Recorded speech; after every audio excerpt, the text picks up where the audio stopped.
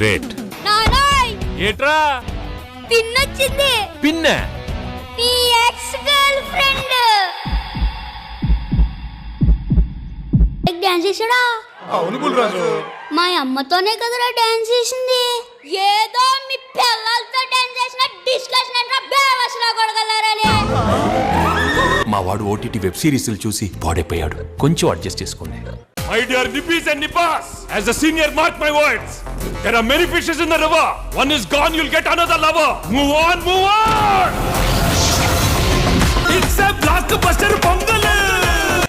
మీతోనే ఎందుకు మాట్లాడాలనిపిస్తుందో, ఇంత బాధలో ఉన్నా కూడా ఎందుకు నవ్వాలనిపిస్తుందో.